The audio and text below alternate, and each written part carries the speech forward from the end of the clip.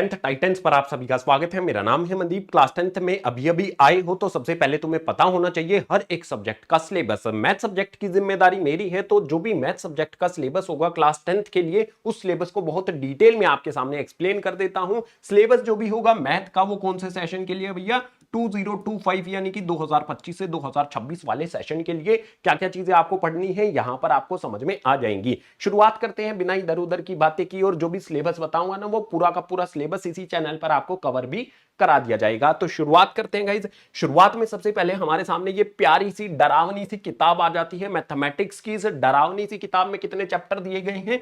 Total इसमें 14 chapter दिए गए हैं, चैप्टर नंबर 1 से लेके चैप्टर नंबर 14 तक। यानी कि आपको मैथमेटिक्स की इस किताब में टोटल 14 चैप्टर पढ़ने हैं, इनको अच्छी तरह से समझना है। जो भी क्वेश्चन पेपर बनेगा इन्हीं चैप्टर्स से बनेगा, इसी किताब से बनेगा, इसी की कॉन्सेप्ट का यूज करके क्वेश्चंस आपके फाइनल एग्जाम में दिए जाएंगे। बोर्ड एग्जाम पहली बार क्लास 10th में आता है तो हल्के में लेने की जरूरत बिल्कुल भी नहीं है। पूरी बुक को कवर करना है आपने, यानी कि कोई भी ऐसी स्ट्रेटेजी यूज नहीं करनी है कि 30 दिन की स्ट्रेटेजी लास्ट में जाके पढ़ेंगे। भैया लास्ट वाले जो बच्चे हैं ना वो पढ़ते ही रह जाते हैं, उनका कभी हो ही नहीं पाता है। तो पूरे 365 दिन आपने इस बुक को पढ़ना है, ये बात ध्यान रखनी है, ठीक है।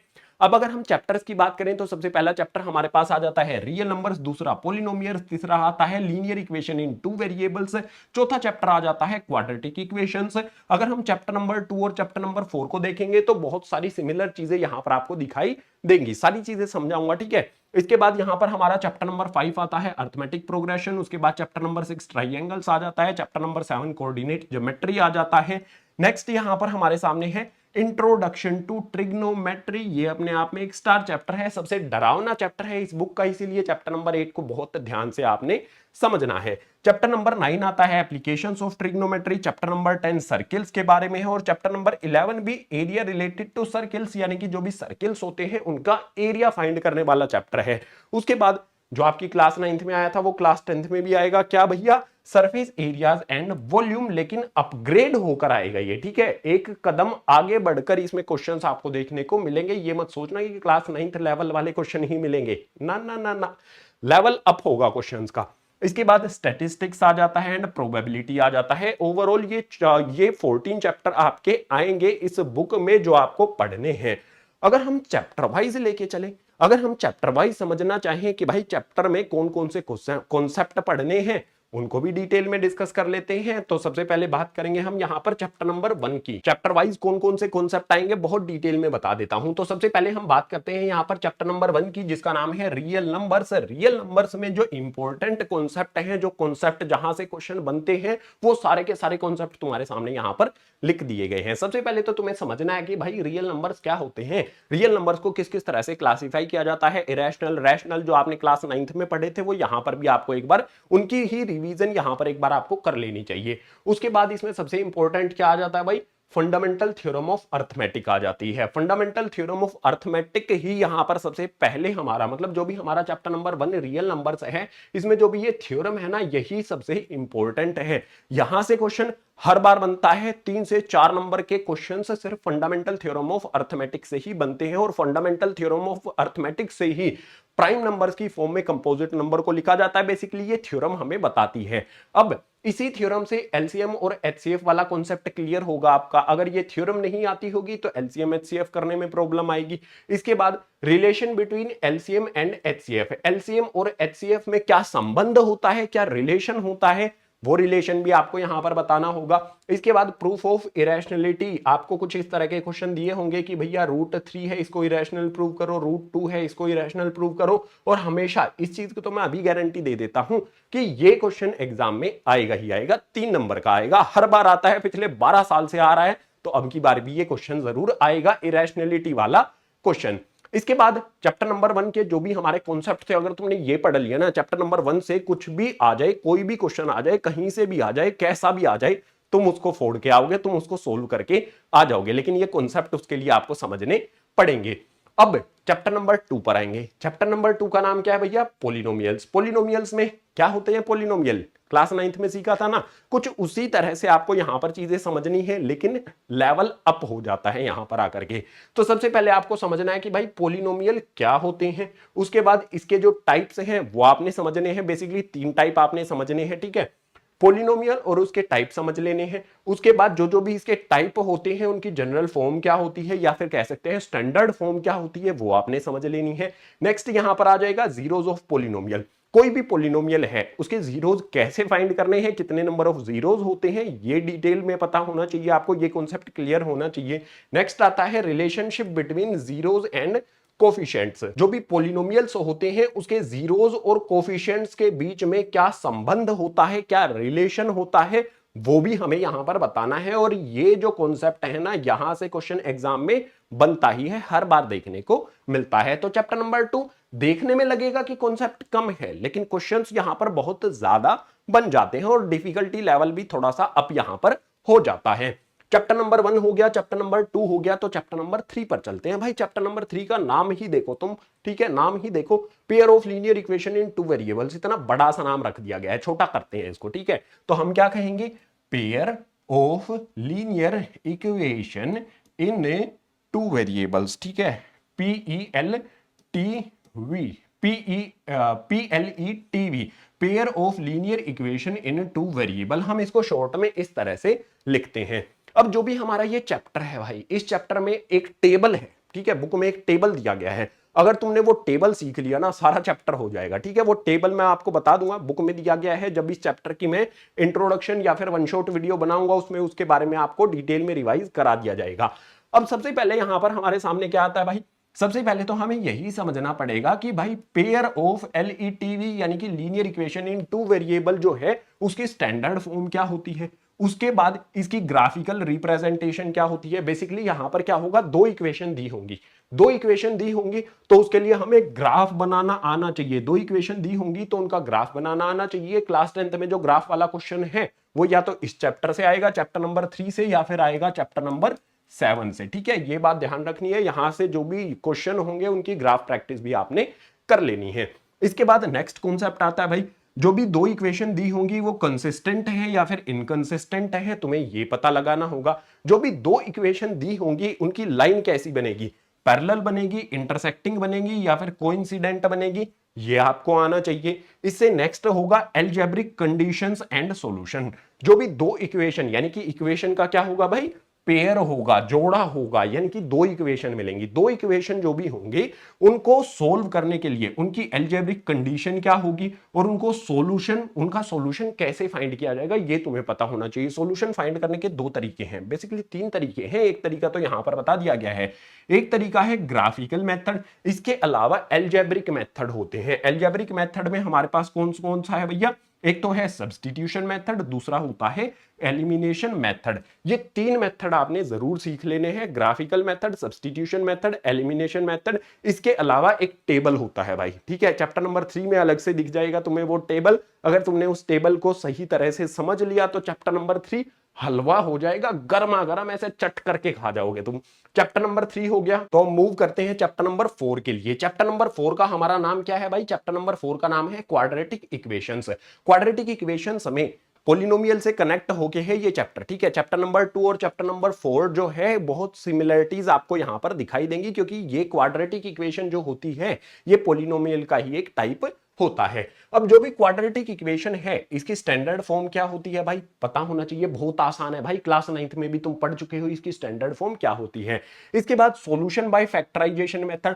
क्वाड्रेटिक इक्वेशन को सोल्व करने के बेसिकली दो मेथड होते हैं, एक होता है फैक्टराइजेशन मेथड, इससे क्वाड्रेटिक इक्वेशन को सोल्व करना आना चाहिए। उसके बाद है सॉल्यूशन बाय क्वाड्रेटिक फॉर्मूला, दूसरा मेथड होता है क्वाड्रेटिक फॉर्मूला। एक फॉर्मूला होता है, काफी अच्छा लगेगा। अगर आपको कोई इक्वेशन सोल्व करनी नहीं आ रही है तो बस फॉर्मूला अप्लाई कर दो, आसानी से सोल्व हो जाएगी। इस तरह से भी चीजें आपको मिलेंगी। इसके अलावा यहां पर इंपॉर्टेंट क्या है इस चैप्टर में भाई, डिस्क्रिमिनेंट इंपॉर्टेंट है और नेचर ऑफ रूट्स इंपॉर्टेंट है। ये दोनों एक दूसरे से कनेक्टेड हैं। डिस्क्रिमिनेंट क्या होगा, नेचर ऑफ रूट्स कैसा होगा, जो भी नेचर ऑफ रूट्स हैं वो अलग अलग होंगे, पॉजिटिव होंगे, नेगेटिव होंगे, इस तरह से हमारा कॉन्सेप्ट निकल कर आएगा चैप्टर नंबर 4 से, वो आपने समझ लेना है। जो भी इसके इंट्रोडक्शन वन शॉट वीडियो होगी, हर एक चैप्टर यहां इसी चैनल पर आपको कवर कराया जाएगा। मैं सारे के सारे जो भी चैप्टर हैं वो आपको कवर कराने वाला हूं, ठीक है। तो चैनल को सब्सक्राइब करके अपने क्लासमेट्स के साथ शेयर भी कर देना है, बेल आइकन भी प्रेस कर लेना है। चैप्टर नंबर 4 के कॉन्सेप्ट यहां पर आपके सामने आ गए।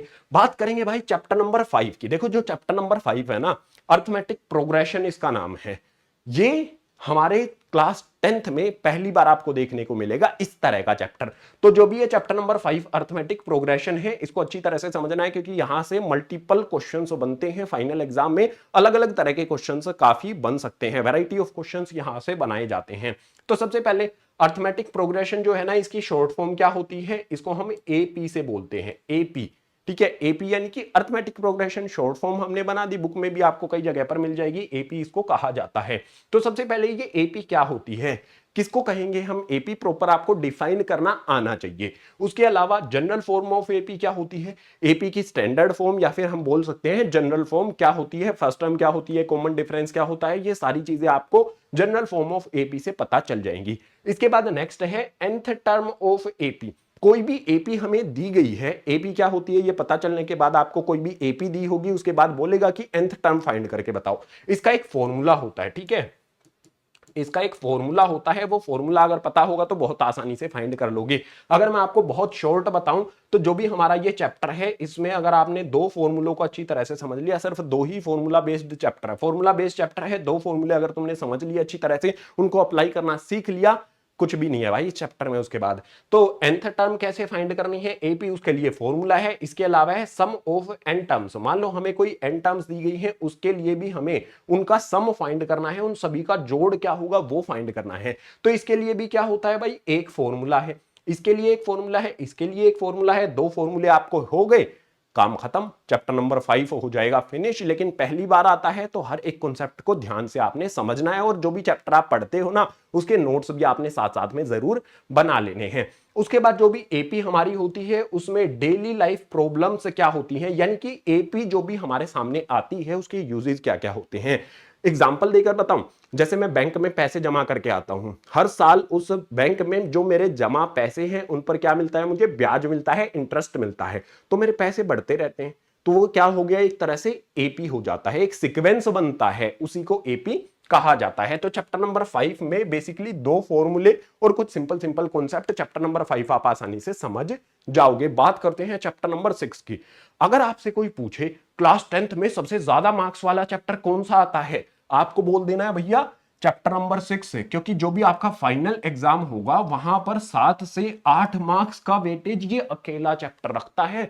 7 से 8 मार्क्स के क्वेश्चन सिर्फ इस अकेले चैप्टर से आते हैं। तो इस चैप्टर में हमारे कॉन्सेप्ट कौन कौन से होंगे भाई, सबसे पहला कॉन्सेप्ट क्या होगा, सिमिलर फिगर्स वाला कॉन्सेप्ट होगा। सिमिलर फिगर्स में क्या समझना है आपको, सिमिलर रेक्टेंगल कौन से होंगे, सिमिलर स्क्वायर क्या होंगे, सिमिलर सर्किल्स क्या होंगे। आप कहोगे भैया ट्राइंगल वाला चैप्टर है, सर्किल, बिल्कुल हर तरह का कौन सा फिगर एक दूसरे के सिमिलर होते हैं वो यहां पर आपने समझने हैं। इसके बाद आ जाता है भाई सिमिलर ट्राइंगल्स है। ट्राइंगल्स कौन कौन से ट्राइंगल्स सिमिलर होते हैं एक दूसरे के, वो आपको पता होना चाहिए। ट्राइंगल्स को सिमिलर करना आना चाहिए, और ट्राइंगल्स को जैसे क्लास 9th में आपने कॉन्ग्रुएंट करना सीखा था, यहां पर आप सिमिलर करना सीखोगे। कॉन्ग्रुएंट के जैसे कुछ रूल्स होते थे, कुछ क्राइटेरिया होता था, वही उसी तरह से यहां पर सिमिलर करने के कुछ क्राइटेरिया होते हैं। तो सिमिलर क्राइटेरिया आपको पता होने चाहिए। कौन कौन सा क्राइटेरिया होता है, ए क्राइटेरिया होता है, ए क्राइटेरिया होता है, एस क्राइटेरिया होता है, और एस क्राइटेरिया होता है। A for angle, S for side. तो ये 4 क्राइटेरिया आपने समझ लेने हैं, सिर्फ 4 ही क्राइटेरिया होते हैं किन्हीं भी दो ट्राइंगल्स को सिमिलर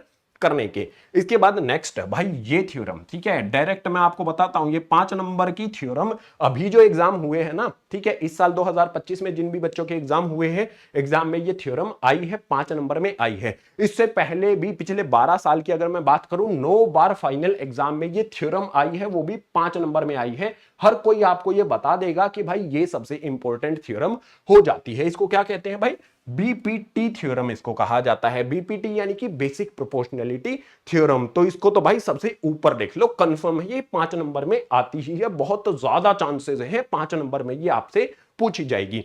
इसके अलावा बीपीटी थ्योरम को थेल्स थ्योरम भी कहा जाता है, ये बात भी आपको ध्यान रखनी है। इसके नेक्स्ट बात करते हैं भाई कन्वर्स ऑफ बीपीटी की। बीपीटी थ्योरम आपने कर ली, इसका कन्वर्स भी है, वो भी तुम्हें करना पड़ेगा, ठीक है। ये दो थ्योरम यहां पर बेसिकली बनती हैं चैप्टर नंबर 6 ट्राइंगल में, दोनों की दोनों थ्योरम आपको आनी चाहिए। तो अभी तक हमने क्या कर लिया है, ऑलमोस्ट चैप्टर नंबर 6 तक हमने सारा का सारा सिलेबस जो है वो डिस्कस कर लिया है। अब बात करेंगे चैप्टर नंबर 7 की। तो चैप्टर नंबर 7 हमारे सामने यहां पर आ जाता है।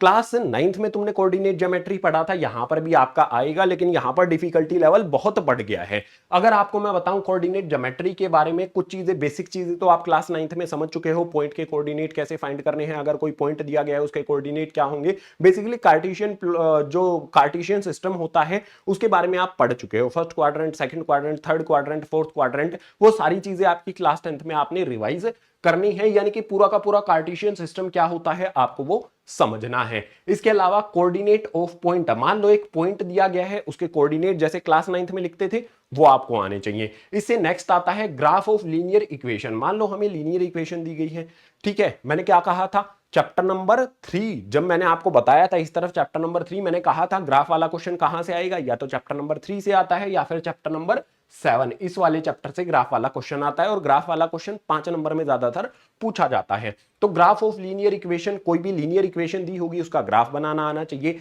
नेक्स्ट होगा डिस्टेंस बिटवीन टू पॉइंट्स। मान लो मुझे यहां पर 2 पॉइंट दिए गए हैं, एक पॉइंट मुझे यहां पर दे दिया गया है, एक पॉइंट यहां पर दे दिया गया है, इनके बीच का डिस्टेंस कैसे फाइंड करना है। फॉर्मूला होता है distance between two points, 2 point के बीच में डिस्टेंस फाइंड करने का एक फॉर्मूला होता है। फॉर्मूला अगर आपको पता होगा आसानी से उसको अप्लाई करना आपने सीख लेना है। नेक्स्ट होगा भाई सेक्शन फॉर्मूला, ठीक है, ये काफी इंपॉर्टेंट है, यहां से डिफिकल्ट, थोड़ा सा डिफिकल्ट क्वेश्चन बनता है इस चैप्टर से, ठीक है। तो चैप्टर नंबर 7 में बेसिकली कोऑर्डिनेट ज्योमेट्री में आपको कार्टेशियन सिस्टम समझ लेना है। उसके अलावा यहां पर 2 इंपॉर्टेंट फॉर्मूले बनेंगे, ये 2 फॉर्मूले भी आपको आने चाहिए। इसके बाद आता है भाई चैप्टर नंबर 7 में, तो चलो ठीक है कर लेंगे, चैप्टर नंबर 8 आता है। कभी किसी क्लास 10th वाले स्टूडेंट जिसके अभी अभी एग्जाम हुए हैं उससे पूछ को देखो कि भाई ट्रिग्नोमेट्री कैसा लगता है। भाई ये अपने आप में क्या है, ये पूरा का पूरा चैप्टर अपने आप में स्टार है। ट्रिग्नोमेट्री क्लास 10th में पहली बार तुम्हें देखने को मिलेगी, और ये इतना डिफिकल्ट चैप्टर है बच्चों की नींद गायब हो जाती है, ठीक है। लेकिन मैं कहता हूं बहुत आसान है, सिर्फ आपको कुछ चीजें समझनी है, अच्छी तरह से उनको रिवाइज करना है। मैं इसके प्रॉपर आपको नोट्स प्रोवाइड कर दूंगा, ठीक है। अगर उन नोट्स को आप अच्छी तरह से कर लोगे तो इसके जो प्रूव वाले क्वेश्चंस है ना, वहां से बच्चे बहुत डरते हैं। मैं कुछ तरीके बताऊंगा आपको जिससे प्रूव वाले क्वेश्चन जो है ना वो भी आपको आसानी से समझ में आ जाएंगे। तो ट्रिग्नोमेट्री में सबसे पहले क्या होगा भाई, ट्रिग्नोमेट्रिक रेशियोज होंगी, ठीक है। ट्रिग्नोमेट्रिक रेशियोज होती है sine theta, cos theta, sec theta, उसके बाद cot theta, tan theta, cosec theta, ये 6 ट्रिग्नोमेट्रिक रेशियोज होती हैं। ये 6 ट्रिग्नोमेट्रिक रेशियोज को लर्न करने की ट्रिक भी मैंने आपको बताई है, वो भी आपको मतलब बता दूंगा, मैं आगे जो भी वीडियो आएगी उसमें बता दूंगा। इसके बाद ट्रिग्नोमेट्री रेशियोज का एग्जिस्टेंस, वो किस तरह से एग्जिस्ट करती हैं, किस फॉर्म में एग्जिस्ट करती हैं, वो भी आपको बताया जाएगा। बेसिकली जो ट्रिग्नोमेट्री है ना, ये ट्राइंगल, राइट एंगल ट्राइंगल पर डिपेंड होती है। इसमें परपेंडिकुलर जो होता है यहां पर, सॉरी हाइपोटेनियस जो होता है, परपेंडिकुलर और बेस जो होता है, इन 3 साइड्स पर ये डिपेंड करती हैं। इसके बाद कन्वर्जन ऑफ ट्रिग्नोमेट्रिक रेशियोज होता है। भाई हमारे पास एक दिया गया है साइन थीटा, हमें उसको कन्वर्ट करना है टेन थीटा में, कैसे किया जाएगा, तो वो कन्वर्जन जो होता है ट्रिग्नोमेट्रिक रेशियोज का, वो भी तुम्हें समझना पड़ेगा। प्रैक्टिस से प्रो बन जाओगे भाई तुम ट्रिग्नोमेट्री में, इस बात का ध्यान रखना। इसके बाद ट्रिग्नोमेट्री टेबल होता है भाई, एक ट्रिग्नोमेट्री टेबल की एक ट्रिक होती है ट्रिग्नोमेट्री टेबल बनाने की, वो भी आपको समझा दिया जाएगा। इसके अलावा ट्रिग्नोमेट्रिक आइडेंटिटीज होती है भाई, ठीक है। ट्रिग्नोमेट्री की 3 आइडेंटिटी होंगी। बेसिकली आइडेंटिटीज का मतलब होगा 3 फॉर्मूले होंगे, वो 3 फॉर्मूले आपने समझ लेने हैं, बस काम खत्म हो गया ट्रिग्नोमेट्री का। प्रूफ वाले क्वेश्चंस दिए होंगे एक्सरसाइज 8.3 का लास्ट वाला जो क्वेश्चन है उसमें 10 प्रूफ वाले क्वेश्चन है। एक बार उनको देखोगे ना, डर लगेगा तुम्हें इस चैप्टर से, लेकिन मैं उन 10 के 10 पार्ट को, ठीक है, लास्ट वाला जो क्वेश्चन होगा उसके 10 के 10 पार्ट को बहुत आसान तरीके से बताऊंगा। कुछ टिप्स एंड ट्रिक्स बताऊंगा इस पूरे के पूरे चैप्टर की, जिससे ट्रिग्नोमेट्री आपको आसान लगे, ठीक है। इसके बाद बात करते हैं चैप्टर नंबर 9 की। चलो ट्रिग्नोमेट्री तो हमने यहां पर पढ़ लिया। चैप्टर नंबर 9 कहता है एप्लीकेशंस ऑफ ट्रिग्नोमेट्री। बहुत सारे लोग आपको बोल देंगे कि ट्रिग्नोमेट्री का तो कोई यूज ही नहीं होगा रियल लाइफ में, ये नहीं होगा वो नहीं होगा। तो यहां पर ट्रिग्नोमेट्री पढ़ाने के बाद उसका इस्तेमाल कहां पर होगा, उसके एप्लीकेशंस यानी कि इस्तेमाल क्या क्या है वो भी बता दिया गया है भाई। किताब में ही आंसर मिल जाता है आपको। जो भी चैप्टर नंबर 9 है उसका नाम है एप्लीकेशंस ऑफ ट्रिग्नोमेट्री। अगर आपने ये ट्रिग्नोमेट्री वाला चैप्टर कर लिया तो इसमें सिर्फ 2 अलग चीजें करनी है, बहुत छोटी छोटी 2 चीजें आपने समझनी है। एप्लीकेशंस ऑफ ट्रिग्नोमेट्री में आपने हाइट एंड डिस्टेंस समझ लेना है कि भाई हाइट कैसे फाइंड करनी है, डिस्टेंस कैसे फाइंड करना है, ये 2 चीजें समझ लेनी है, ठीक है। बेसिकली हाइट और डिस्टेंस ही यहां पर फाइंड किया जाएगा इस वाले चैप्टर में। इसके बाद दो दो चीजें हैं जो इसे ट्रिग्नोमेट्री से हटकर हमें समझनी है, बहुत आसान है ये, मतलब आपको 5 मिनट लगेगी समझने में। वो चीजें क्या है, एंगल ऑफ डिप्रेशन है, ठीक है, और एंगल ऑफ एलिवेशन है। ये दो तरह के जो एंगल्स है ना, ये आपने समझ लेने हैं, 5 मिनट में समझा दूंगा। ये दोनों चीजें समझ ली, समझो चैप्टर में कोई भी क्वेश्चन आएगा वो कर दोगे, और इस चैप्टर से हर साल 5 नंबर का क्वेश्चन, बड़ा 5 नंबर का क्वेश्चन बनता ही है, हर साल बन रहा है। पिछले 12 साल से क्वेश्चन पेपर में देख रहा हूं, हर साल 5 नंबर में क्वेश्चन पूछा जा रहा है। पहले जो फॉर्मेट है क्वेश्चन पेपर का वो अलग होता था, पहले 6 नंबर के क्वेश्चन आते थे, ठीक है। मतलब सबसे बड़ा, सबसे ज्यादा मार्क्स वाला क्वेश्चन हमेशा इस चैप्टर से बनता है। जब 6 मार्क्स वाले क्वेश्चन होते थे क्वेश्चन पेपर में तो 6 मार्क्स का क्वेश्चन यहां से बनता था। अब 5 मार्क्स का सबसे ज्यादा मार्क्स वाला क्वेश्चन होता है तो 5 मार्क्स वाला क्वेश्चन इस चैप्टर से बनता है। इसके बाद स्पीड डिस्टेंस वाला कॉन्सेप्ट यूज होगा, स्पीड डिस्टेंस वाला, यानी कि स्पीड इक्वल्स टू में डिस्टेंस अपॉन टाइम, ये भी आपको पता होना चाहिए, ये चीज तो यहां पर मैंने बता दी है। तो एप्लीकेशंस ऑफ ट्रिग्नोमेट्री में जो जो भी कॉन्सेप्ट थे, मेनली यहां पर आपको ये 2 कॉन्सेप्ट समझ लेने हैं, बाकी तो आसानी से समझ में आ जाएंगे। मैं कहता हूं इसका जो इंट्रोडक्शन होगा ना, उसको सिर्फ 5 मिनट में कराया जा सकता है, सिर्फ 5 मिनट में इस चैप्टर का जो भी कॉन्सेप्ट है वो क्लियर कराया जा सकता है, ठीक है। तो हमने अभी तक कितने कर लिए हैं, 7, 8, 9 हो गया। चैप्टर नंबर 10 आ जाता है जिसका नाम है भैया सर्किल्स, ठीक है। इस तरह से हमारा बना होता है ना, देखो पहले से सर्किल आपके लिए बना दिया गया है। जो सर्किल है ना वो क्या होगा, क्या क्या चीजें समझनी है इसमें। सर्किल में हमें यहां पर सबसे पहले समझनी है कि भाई टेंजेंट क्या होती है, क्या होती है टेंजेंट, और टेंजेंट की ही बहन होती है सीकेंट। क्या होती है, सीकेंट, और सीकेंट का ही एक छोटा सा पार्ट होता है कोर्ड। ये क्या होती है, सर्किल वाले चैप्टर में आपने टेंजेंट, सीकेंट और कोर्ड समझ लेनी है। इसके अलावा आपको थ्योरम 10.1, भाई एक थ्योरम आएगी आपके सामने, ठीक है। इस चैप्टर में 2 थ्योरम आती हैं, थ्योरम 10.1 और थ्योरम 10.2। इन दोनों थ्योरम के अराउंड ही हर क्वेश्चन बनेगा। कोई भी क्वेश्चन अगर चैप्टर नंबर 10 से होगा, उन दोनों, मतलब उस हर एक क्वेश्चन, जो भी चैप्टर नंबर 10 से कोई भी क्वेश्चन होगा, उन हर एक क्वेश्चन को इन दोनों थ्योरम 10.1 और 10.2 से ही सोल्व किया जा सकता है। इसके बाद बात करेंगे कॉन्ग्रुएंट ऑफ ट्राइएंगल्स। ये तो आपने क्लास 9th में पढ़ा था ना, तो इसको तो आप कर ही लोगे, आपको पता है 2 ट्राइएंगल्स अगर हैं तो उनको कॉन्ग्रुएंट किस तरह से करना है। यहां पर जो मैंने बताया है थ्योरम 10.1 और थ्योरम 10.2, इन दोनों थ्योरम का आपको प्रूफ भी आना चाहिए। ये दोनों थ्योरम एग्जाम में बहुत बार पूछी जाती हैं, वो भी 5 नंबर में। चैप्टर नंबर 6 में बीपीटी थ्योरम आती है, और उसके बाद चैप्टर नंबर 10 में थ्योरम 10.1, 10.2, ये दोनों थ्योरम स्टार हैं भाई। अपनी नोटबुक में पहले ही इनको लिख लो, बीपीटी थ्योरम, थ्योरम 10.1, थ्योरम 10.2, इनमें से एक थ्योरम एग्जाम में कंफर्म है आएगी और 5 नंबर में पूछी जाएगी, ठीक है। ये हो गया हमारा चैप्टर नंबर 10 सर्किल्स के बारे में। आगे सर्किल्स से ही रिलेटेड हमारा चैप्टर आएगा एरिया रिलेटेड टू सर्किल से, यानी कि चैप्टर नंबर 11 हमारा आ जाता है। चैप्टर नंबर 11 में क्या बोला जाता है, अंडरस्टैंडिंग सेक्टर एंड सेगमेंट। जो भी सर्किल होता है अगर हम उसको काट दें, पीस पीस कर दें, उसके छोटे छोटे टुकड़े कर दें, तो या तो सेक्टर बनेगा या सेगमेंट बनेगा। अब सेक्टर और सेगमेंट को आपने समझना है।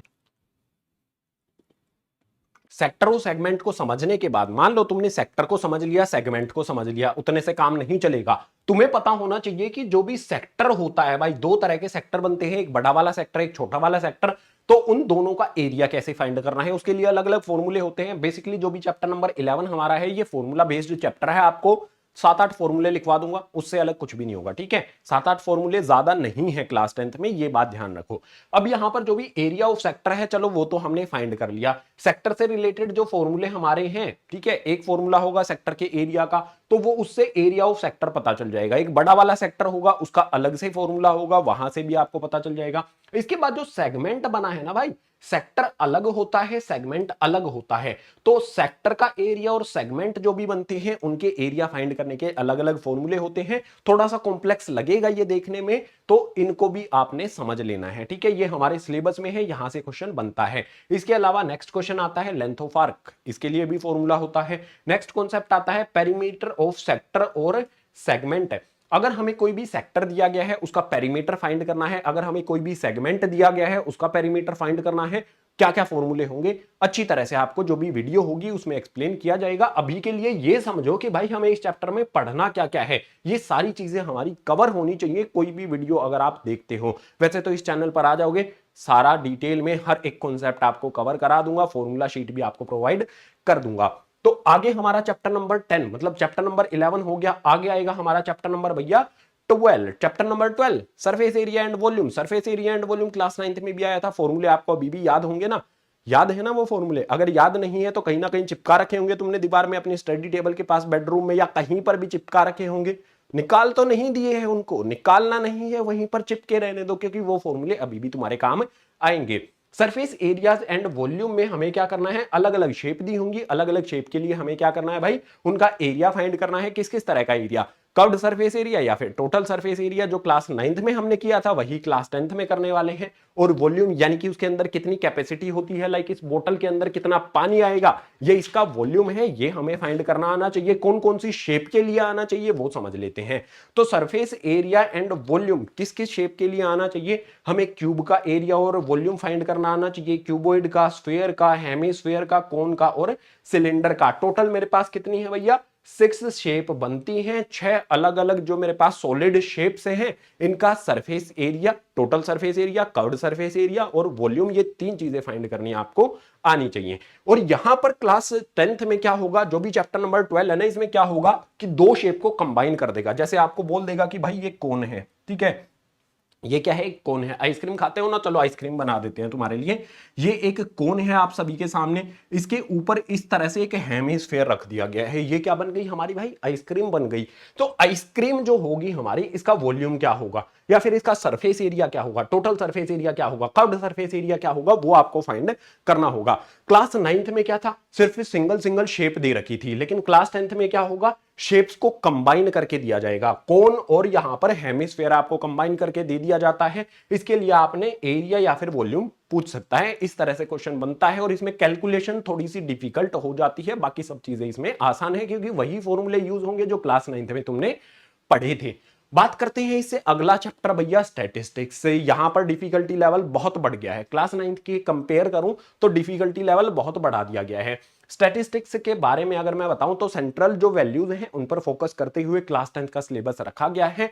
स्टैटिस्टिक्स में आपको मीन फाइंड करना आना चाहिए, मीडियन फाइंड करना आना चाहिए, मोड फाइंड करना आना चाहिए। अगर ये 3 चीजें तुम्हें आ गई, प्रो बन जाओगे भाई तुम इस चैप्टर में। लेकिन यहां पर एक इंपॉर्टेंट बात समझ लो, जो भी हमारा मीन होता है ना भाई, मीन फाइंड करने के 3 अलग अलग मेथड है, और तीनों के तीनों मेथड आपको करने पड़ेंगे, क्योंकि एग्जाम में आपसे ये पूछ लिया जाएगा, एग्जाम में डायरेक्ट आपसे ये पूछ लिया जाएगा कि भाई जो भी मीन है इस वाले मेथड से फाइंड करो। स्पेसिफिक मेथड तुम्हें दे दिया जाएगा, अगर उस मेथड को नहीं आता है तो 5 नंबर गवा दोगे, क्योंकि इस चैप्टर से भी 5 नंबर का क्वेश्चन हर बार एग्जाम में बनता ही है। अब यहां पर अगर मैं मीन की बात करता हूं तो पहला मेथड, मीन का पहला मेथड कौन सा होता है, डायरेक्ट मेथड, बहुत आसान सा ये मेथड होता है। उसके बाद दूसरा मेथड होता है भैया assumed mean method, difficulty level direct method से थोड़ा सा डिफिकल्ट ये हो जाता है। उसके बाद अगर मैं बात करता हूं नेक्स्ट वाले मेथड की, जिसको कहा जाता है स्टेप डेविएशन मेथड, ये 3 मेथड होते हैं। डायरेक्ट मेथड बहुत इजी है, एज्यूम्ड मीन मेथड थोड़ा सा डिफिकल्ट हो जाता है, और स्टेप डेविएशन मेथड और ज्यादा डिफिकल्ट हो जाता है। तो यहां पर सबसे इजी है, उससे डिफिकल्ट और उससे डिफिकल्ट, ये 3 मेथड आपको आने चाहिए। तीनों के तीनों मेथड आपने जरूर सीख लेने हैं, मैं सिखा दूंगा, टेंशन लेने की जरूरत बिल्कुल भी नहीं है। उसके बाद भाई मीडियन कैसे फाइंड करना है, फॉर्मूला क्या होता है, मोड कैसे फाइंड करना है, फॉर्मूला क्या होता है, ये आपने समझ लेना है। इसके अलावा मीन, मीडियन और मोड, मीन, मीडियन और मोड, इन तीनों में क्या रिलेशन होता है, एम्पेरिकल रिलेशनशिप होता है, एक फॉर्मूला होता है, वो भी आपको पता होना चाहिए। तो ये चीजें आपको चैप्टर नंबर 13 में कर लेनी है, इससे अलग कुछ भी एग्जाम में नहीं पूछा जाता। अब बारी आएगी लास्ट यानी कि चैप्टर नंबर 14 की, जिसका नाम है भाई प्रोबेबिलिटी। प्रोबेबिलिटी में क्या कहा गया है, व्हाट इज प्रोबेबिलिटी, क्या होती है प्रोबेबिलिटी। प्रोबेबिलिटी का मतलब होता है संभावना, ये तुम्हें पहले से भी पता होगा। तो प्रोबेबिलिटी क्या होती है ये आपको समझना है। उसके बाद फाइंडिंग प्रोबेबिलिटी, कैसे फाइंड की जाती है प्रोबेबिलिटी, उसका फॉर्मूला होता है, बहुत सिंपल सा फॉर्मूला होता है, वो आपने समझ लेना है। देन नेक्स्ट कॉन्सेप्ट आएगा प्रोबेबिलिटी रेंज। जो भी प्रोबेबिलिटी होती है उसकी रेंज होती है, वो 0 से 1 तक होती है, 0 से छोटी नहीं हो सकती, 1 से बड़ी नहीं हो सकती। ये डिटेल कॉन्सेप्ट आपको समझा दूंगा जब इस चैप्टर की बारी आएगी। इसके बाद हमें क्या समझना है भाई, श्योर इवेंट क्या होता है और इम्पॉसिबल इवेंट क्या होता है। यहां इन दोनों को जरूर आपने समझ लेना है, क्योंकि सीबीएसई यहां से क्वेश्चन हर बार देता ही है एग्जाम में। इसके अलावा कॉम्प्लीमेंट्री प्रोबेबिलिटी होती है भाई, ठीक है। आपको क्या क्या करना है भाई, प्रोबेबिलिटी, फाइंडिंग प्रोबेबिलिटी, प्रोबेबिलिटी की रेंज क्या होती है, श्योर इवेंट क्या होता है, इम्पॉसिबल इवेंट क्या होता है और कॉम्प्लीमेंट्री प्रोबेबिलिटी क्या होता है। इसके अलावा प्रोबेबिलिटी में और कॉम्प्लीमेंट्री प्रोबेबिलिटी में क्या रिलेशन होता है ये भी तुम्हें पता होना चाहिए। तो ओवरऑल जो भी 14 चैप्टर हमारी इस बुक में दिए गए हैं, क्लास 10th की मैथमेटिक्स की बुक में दिए गए हैं, हर एक का सिलेबस मैंने यहां पर आपको डिटेल में एक्सप्लेन कर दिया है। पूरी की पूरी बुक का जो भी सिलेबस यहां पर चैप्टर नंबर 1 से चैप्टर नंबर 14 तक मैंने आपको डिटेल में बता दिया है। इतना डिटेल में कोई भी नहीं बताएगा, डिटेल में जानना बहुत जरूरी होता है क्योंकि क्लास 10th में बोर्ड एग्जाम पहली बार आते हैं। अगर कुछ भी मिस हो गया ना भाई, गड़बड़ हो जानी है। और क्वेश्चन पेपर जो है ना वो डिफिकल्ट बनता है बोर्ड एग्जाम में, ये बात ध्यान रखो। क्लास 9th में जो बनता है वो इजी बनता है, वो स्कूल वाले थोड़ा सा इजी बनाते हैं, लेकिन क्लास 10th भाई लेवल ही अलग होता है। तो सीरियस होकर इस बुक को आपने पूरे, ये नहीं है कि सिर्फ लास्ट के 30 दिन में पढ़ लेंगे, लास्ट के 60 दिन में पढ़ लेंगे। अगर लास्ट के 30 दिन में पढ़ के पास हुआ जाता तो सीबीएसई को सारी चीजें पता है, फिर वो साल में 12 बार एग्जाम कंडक्ट करती, ठीक है ना। तो पूरे 365 दिन में यहां पर क्या करना है भाई, इस बुक को आपने पढ़ना है। इस बुक के जो भी इंट्रोडक्शन है वो मैं कराऊंगा, एक्सरसाइज जो भी है वो भी मैं कराऊंगा, एग्जाम्पल्स जो है वो आपने खुद से कर लेने हैं। एग्जाम्पल्स से भी डायरेक्ट एग्जाम में क्वेश्चन दे दिए जाते हैं, ठीक है। तो जो भी चीजें हैं क्लास 10 के सब्जेक्ट मैथ्स के सिलेबस से रिलेटेड, वो सारी चीजें मैंने आपको यहां पर एक्सप्लेन कर दी हैं। अब इस सिलेबस को आपने डिटेल में कवर करना है, बहुत डिटेल में समझना है, एग्जाम पॉइंट ऑफ व्यू से आपको ज्यादा स्कोर करना है आपके एग्जाम में। तो क्लास 10th के लिए ये चैनल बनाया गया है, 10th टाइटंस बाय अनअकैडमी। सारा सिलेबस बहुत डिटेल में कवर कराया जाएगा, इवन लाइव क्लासेस भी यहां पर रखी जाएंगी। स्वयं मैं आपको पूरा का पूरा सिलेबस कवर करा दूंगा, बहुत डिटेल में कराऊंगा, बहुत अच्छे से कराऊंगा। कोई भी डाउट होगा उसको क्लियर करके भी ये सारी चीजें कराई जाएंगी। तो चैनल को सब्सक्राइब कर लेना है। अगर वीडियो अच्छी लगी है, डेफिनेटली लगनी चाहिए, पढ़ाई वाली वीडियोस जो होती हैं वो अच्छी लगनी चाहिए तुम्हें। क्लास 10th में आ गए हो, बोर्ड एग्जाम है तो सीरियस होने का टाइम आ गया है। तो इस वीडियो को लाइक जरूर कर देना है, अपने क्लासमेट्स के साथ शेयर करो, क्योंकि यहां पर सारी चीजें आपको फ्री ऑफ कॉस्ट कराई जाएंगी, ठीक है। जो भी ये सिलेबस है ये सारा का सारा कंप्लीट कराया जाएगा आपका, ठीक है। सो चैनल को सब्सक्राइब कर लेना। और ये सोच रहे हो कि भैया क्लासेस कब से शुरू होंगी क्लास 10th की, भैया सिलेबस मैंने बता दिया तो समझो अगली वीडियो जो सिलेबस कवर करने वाली वीडियो है हमारी चैप्टर नंबर 1 रियल नंबर्स की, जल्द ही आपको देखने को मिल जाएगी। उसके लिए चैनल को सब्सक्राइब करने के साथ बेल आइकन भी प्रेस करना होगा, ताकि जैसे ही वीडियो आए नोटिफिकेशन आपके फोन में पहुंच जाए और वीडियो देखकर आप अपना सिलेबस जल्दी से जल्दी कवर कर सको। सो दैट्स इट गाइस, मिलता हूं आपसे इसी तरह की नेक्स्ट एजुकेशनल वीडियो में।